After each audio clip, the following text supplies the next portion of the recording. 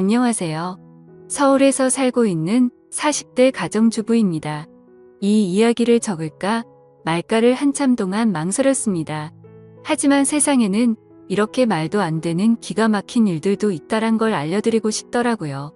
저는 주변에서 흔히 볼 수 있을 법한 별 볼 일 없는 평범한 사람이지만 이야기를 시작해보겠습니다. 지금으로부터 20년도 더 되었던 이야기라 조금은 가물가물하지만 최대한 기억을 살려보았습니다. 저는 그 당시에 나름대로 학벌도 괜찮았었고 사업을 하시는 아버지 덕분에 항상 풍족한 삶을 살고 있었을 때였습니다. 그래서 금전적인 문제에는 크게 영향을 받지 않았기에 제가 하고 싶었던 일을 하고 있었죠. 남들이 보면 왜 그런 일을 하냐고 할 수도 있지만 제 직업은 어릴 때부터 꿈꿔왔었던 플로리스트였습니다. 요즘 같은 시대에는 나름대로 많은 사람들이 꽃을 사고는 하지만 20년 전만 하더라도 너무 경쟁력이 없는 직업이었죠. 하지만 저는 어릴 때부터 남들과는 유별나게 달리 꽃을 너무 사랑했었습니다. 그리고 단순히 꽃을 파는 사람이 되고 싶었던 게 아니었어요. 꽃이라는 식물에 대한 지식들을 사람들에게 알려주고 싶었고 예술적으로 다가가서 꽃을 디자인하는 그런 사람이 되고 싶었습니다. 아무튼 그렇게 철없이 시작했던 꽃 가게는 부모님의 지원 아래에서 시작되었죠. 하지만 어느 정도 잘 되기는 어렵단 걸 알았지만 생각보다 더 처참했었네요. 장사도 잘 되지 않자 자꾸만 부모님께 손을 벌리게 되자 마음이 많이 지쳐갔습니다. 그러던 어느 날이었습니다. 왠지 꽃집에는 어울리지 않을 법한 건장한 남자분께서 들어오셨죠. 저는 반가운 마음에 환하게 웃으면서 어떤 꽃을 찾으세요? 라고 물어봤습니다. 그러자 그 남자분은 쭉 뼈떼시더니 손가락으로 빨강색 튤립을 가리키더라고요. 빨강색 튤립의 꽃말은 영원한 사랑을 고백하는 뜻이 담겨져 있었기에 요즘 같은 세상에 이렇게 로맨틱한 남자가 다 있구나 싶었었죠. 그렇게 그 남자분을 보내면서 예쁜 사랑하시길 바랄게요 라고 말했습니다. 그 남자분은 엄청 당황해하며 인사를 하고는 재빨리 나가버렸었죠. 그런데 다음 날에도 그 손님은 어김없이 찾아오더군요. 그리고 그 다음 날도 또 그 다음 날도 찾아왔습니다. 하루도 빠짐없이 매일같이 찾아와서 솔직히 뭔가 이상하다 싶었고 별의별 생각이 다 들더군요. 하지만 내성적인 성격이라 말을 걸면 불편해하는 듯해서 괜히 참견하는 건 주제 넘는다 생각했었고 항상 자주 찾아와 주셔서 고마울 따름이었죠. 그렇게 그 남자분이 오신 지도 열흘 정도가 다 되어가던 날 사고가 터지고 말았습니다. 여자 혼자서 영업하던 가게라서 항상 위험에 노출되어 있었지만 그때는 철이 없어서인지 겁도 없이 그런 걱정은 딱히 하지 않았죠. 처음 보는 남자가 들어오더니 갑자기 돌변하더니 당장 돈을 다 꺼내라고 협박을 한 거였죠. 살면서 처음 마주하는 강도였습니다. 저는 순간적으로 너무 무서워서 펑펑 울어버리면서 강도가 시키는 대로 돈을 다 꺼내서 전해줬습니다. 그렇게 뒤돌아서서 나가는가 싶었는데 갑자기 문 쪽으로 다가가더니 문을 잠궈버리더군요. 순간적으로 나 정말 큰일 났다 싶었고 제발 살려주세요 라고 소리를 질러댔습니다. 하지만 강도놈은 비열하게 웃으면서 제게 다가오고 있었고 저는 벌벌 떨고 있었습니다. 그런데 그때 때마침 유리창이 와장창 깨지는 소리가 들렸습니다. 저는 무슨 일인가 궁금했지만 무서운 나머지 차마 고개를 들 수가 없었습니다. 소리를 들어보면 누군가가 유리창을 깨고 들어와서 강도와 몸싸움을 벌여가면서 욕을 해대더라고요. 그렇게 몇 분이 흘렀던 것 같습니다. 펑펑 울고 있는데 주변의 소리가 조용해지더니 저에게 놀라서 덜덜 떨리는 목소리로 물었습니다. 괜찮아요? 어디 다친 곳 없어요? 저는 익숙한 그 목소리에 천천히 고개를 들었습니다.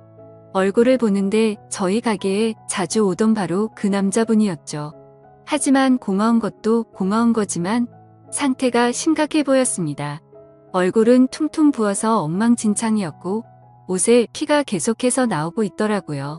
저는 깜짝 놀래서 곧장 구급차를 불렀고 응급수술을 해서 큰 위기는 모면하게 되었습니다. 수술이 끝나고 한참이 지난 뒤에 그 남자분은 눈을 떴습니다. 그러면서 하는 첫마디가 황당했었죠. 응급수술까지 할 정도로 크게 다친 사람이 저를 보자마자 어디 다친 데 없냐고 하더군요. 그 말에 저는 누굴 걱정해야 하는지 모르겠다며 저도 모르게 또 눈물이 났죠. 그러자 남자분은 제 어깨를 토닥여주면서 울지 말라고 하더라고요.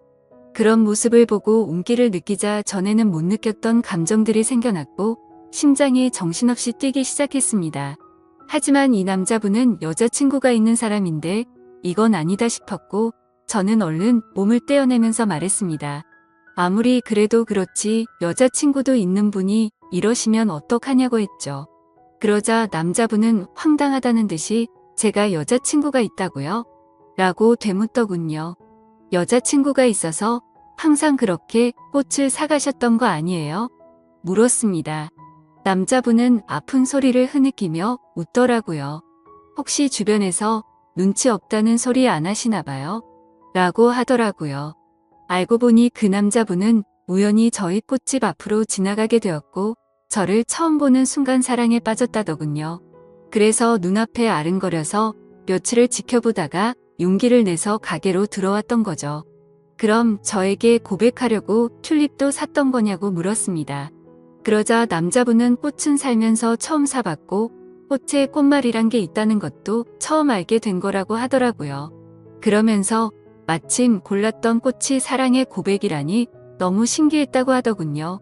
그렇게 저와 그 남자분은 자연스럽게 서로의 마음을 알게 되었고 저희는 평생 동안 기다려오던 상대를 만난 듯이 나날이 사랑이 깊어졌습니다. 퇴원을 할 때까지는 제가 항상 병원에 가서 알콩달콩 사랑을 키워나갔고 퇴원을 하고부터는 일이 끝나면 항상 저희 가게로 와서 사랑을 키워나갔었죠. 그러다가 남자분은 조심스럽게 제게 말을 꺼냈습니다. 사실 우리가 아무런 조건도 따지지 않고 사랑에 빠져버렸지만 자신은 남들이 보기에는 별 볼 일 없는 직업을 가졌다고 말하더군요. 저는 솔직히 그런 건 전혀 상관없었기에 상관없다고 말하며 무슨 일을 하는데요? 라고 물었습니다. 그러자 건설업을 공부하고는 있는데 지금은 그런 꿈을 키워가면서 일용직으로 노가다를 한다고 하더라고요. 사실 평범한 직업은 아니었기에 호기심이 생기긴 했지만 그게 문제가 되는 건가 싶었습니다.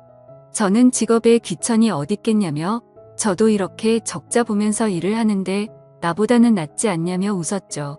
우리는 그렇게 예쁜 사랑을 키워나가게 되었고 정말 생각하지도 못한 상황이 생겨버리고 말았습니다. 그건 바로 저희 부모님이셨습니다. 남자친구와 2년간의 연애를 하다가 평생 가약을 맺기로 하였고 부모님에게 소개를 시켜주기 위해서 말을 꺼냈는데 남자친구에 대해서 이야기를 해주니 정말 불같이 화를 내시더라고요. 저는 제 남자친구를 사랑했기에 직업도 능력도 다 필요 없다고 하지만 저희 부모님은 저를 금이야 오기야 열심히 키워주셨고 돈도 안 되는 제 직업에 대해서도 저를 위해서 응원해 주시면서 경제적인 지원도 아끼지 않으셨습니다.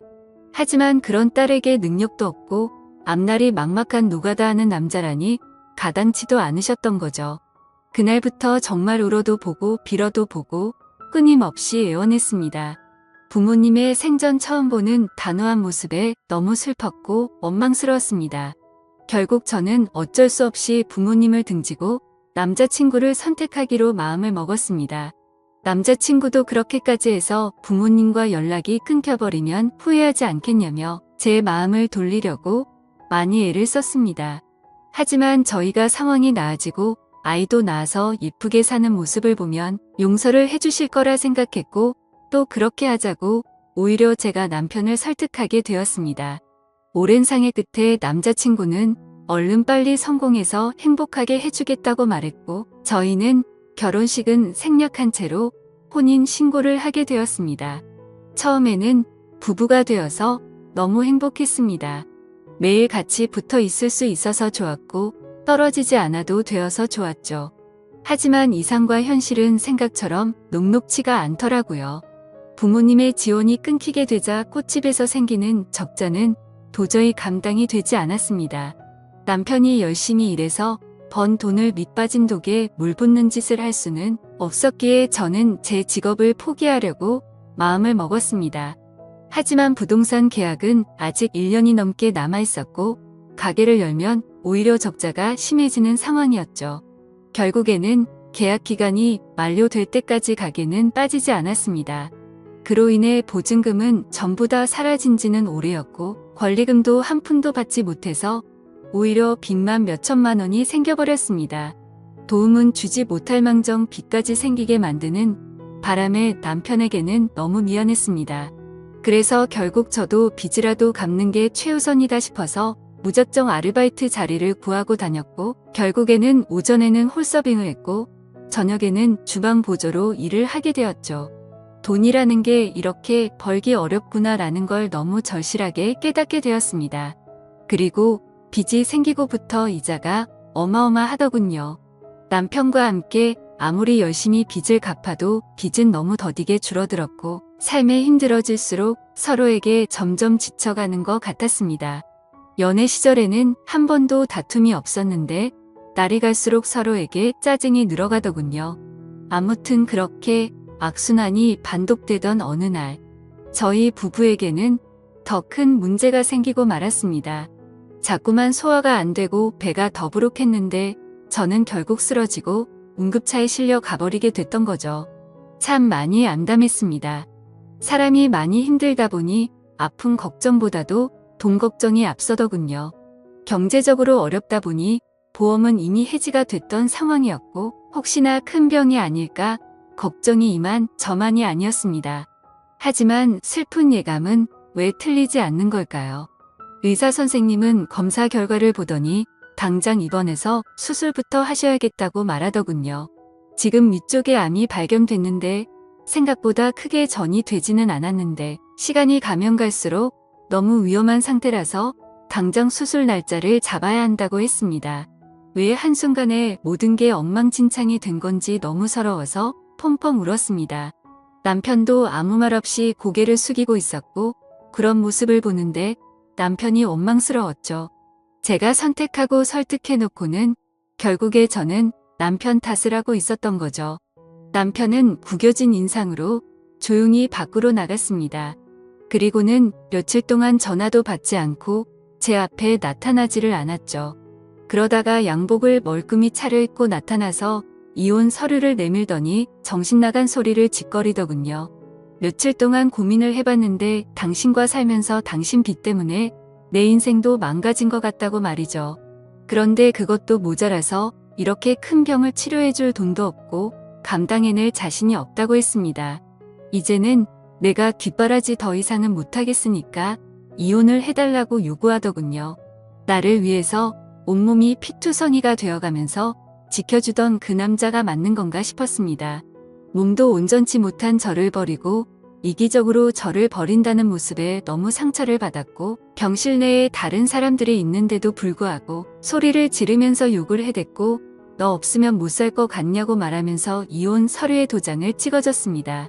그러자 남편은 잘 지내라는 말 한마디만을 남겨둔 채 문 밖으로 나가버렸습니다. 저는 그동안 묵혀왔던 감정을 내뱉듯이 창피한 것도 모르고 소리내서 펑펑 울었죠. 옆에 있던 사람들은 저렇게 못된 남자랑은 이혼하는 게 100번 1000번 맞다며 저를 위로해주더군요. 제 곁에 아무도 없자 부모님 생각이 나서 부모님에게 연락을 드리게 되었습니다. 어머니가 뛰어오시더니 그러게 왜 그런 남자랑 결혼했냐며 저를 끌어안고 우셔서 저도 같이 펑펑 울었습니다. 그렇게 30분 정도 뒤에 아버지가 들어오셨고 일단 병실부터 옮기자며 1인실로 옮겨갔습니다. 다행히도 경제적으로 부유하신 부모님의 지원을 받고서 저는 수술을 치르게 되었고 초기에 치료를 한 덕분에 아주 건강하게 회복을 하고 퇴원을 하게 되었습니다. 건강을 회복한 이후로는 전 남편에게 뒤통수를 제대로 얻어 맞은 덕분에 완전 다른 삶을 살게 되었죠. 예전처럼 순둥순둥한 성격의 여자가 아니라 그 어떤 사람보다도 독할 정도로 정말 열심히 살게 되었습니다. 순진하게 꿈꾸던 꽃집에 대한 미련은 버린 채로 아버지와 상의 끝에 사업을 이어받기 위해서 회사로 출근을 하기 시작했죠. 아버지는 그 당시에 누구나 이름만 들으면 알 수 있을 만큼의 사업을 운영하고 계셨고 몇 년 동안은 순탄하게 회사가 고속 성장을 이뤄나가고 있었습니다. 하지만 그런 행복한 일들도 오래가지는 못하였죠. 매번 사업이 성공하다 보니 겁이 너무 없어졌고 무리하게 사업을 키우다 보니 회사는 걷잡을 수 없이 무너지기 시작했습니다. 그때 절실하게 느껴졌습니다. 아무리 노력하더라도 인생은 한순간에 파탄날 수 있다는 걸 말이죠. 결국 투자자들의 빚독촉에 시달려서 저희 가정은 풍비박산이 났습니다.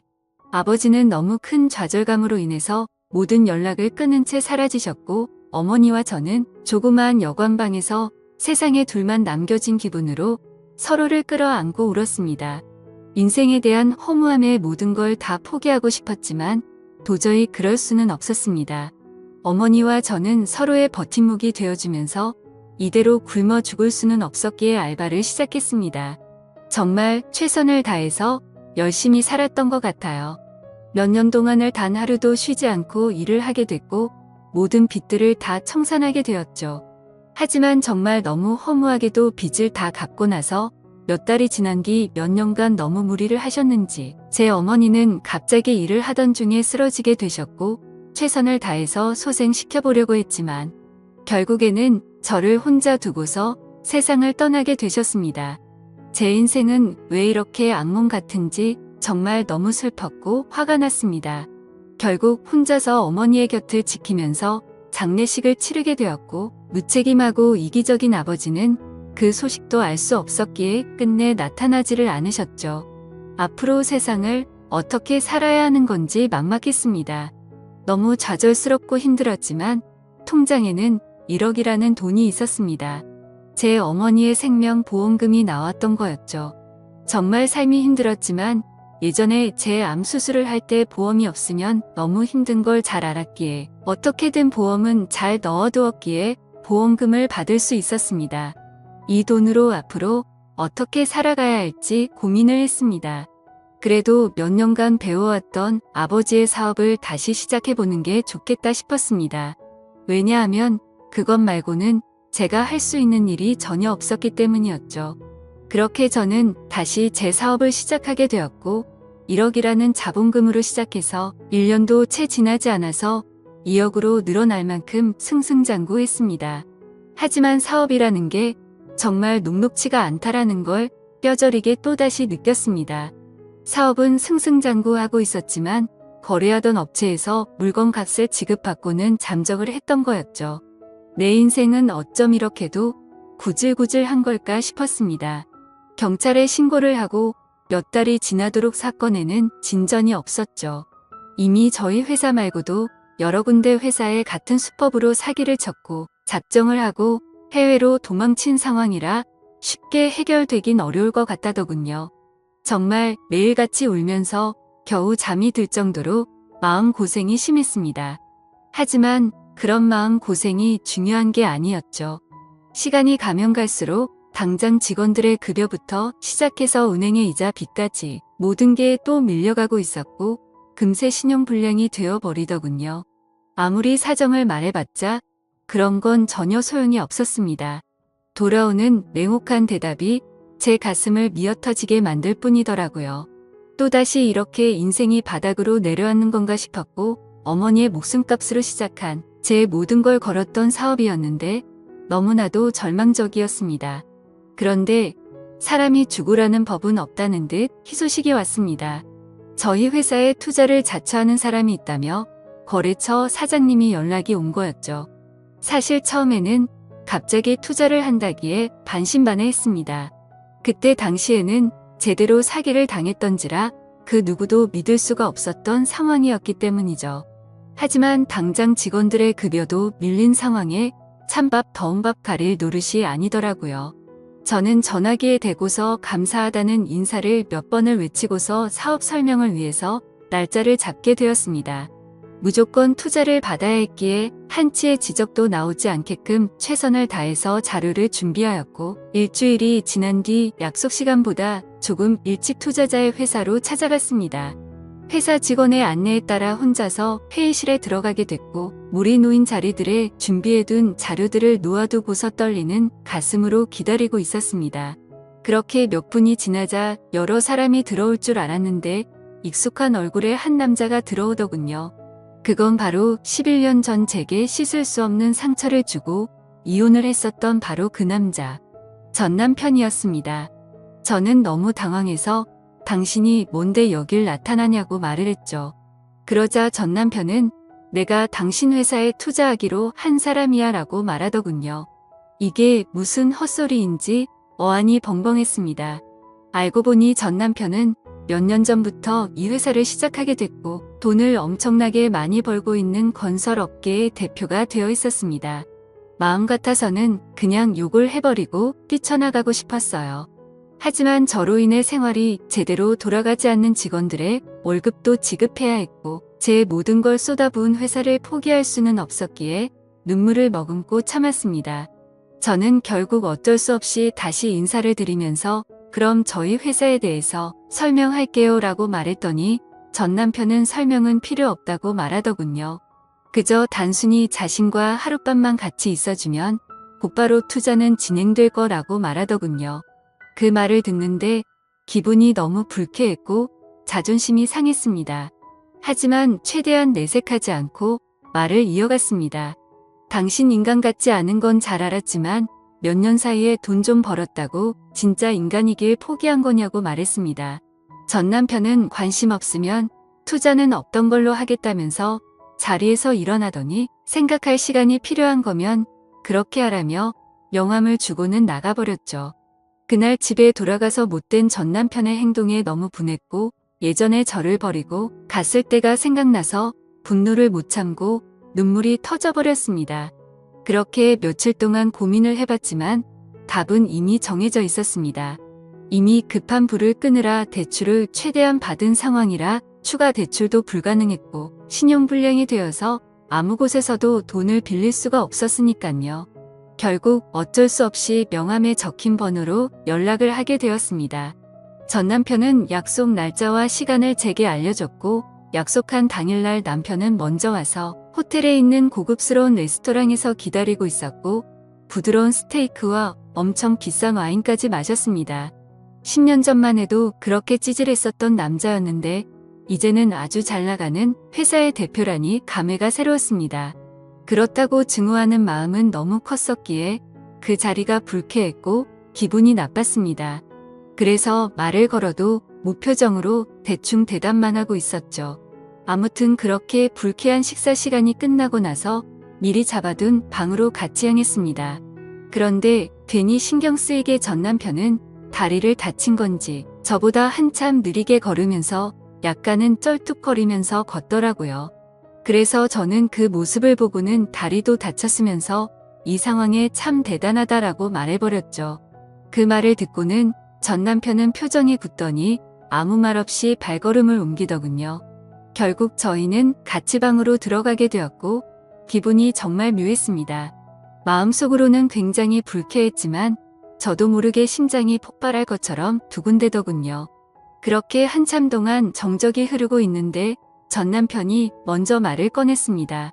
사실은 제게 고백할 게 있다고 합니다. 그 말을 듣는 순간 그럼 그렇지 그 큰 돈을 준다고 할 때부터 이상했다라고 생각하는데 전 남편은 갑자기 제 앞에서 자신의 바지를 내리더라고요. 그러자 드러난 남편의 다리에는 의족이 자리하고 있었습니다. 저는 깜짝 놀라서 발이 어쩌다 그렇게 된 거냐며 놀라서 물어보았죠. 전 남편은 저와 헤어지고 나서 몇 달 뒤에 노가다를 하다가 사고가 났었답니다. 지금에서야 이렇게 용기를 내서 미안하다면서 눈물을 흘리더군요.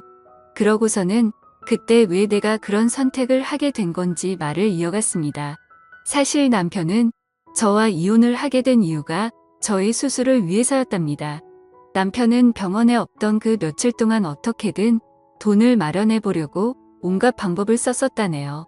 그러다 결국 걷잡을 수 없는 실수를 저지르고 말았죠.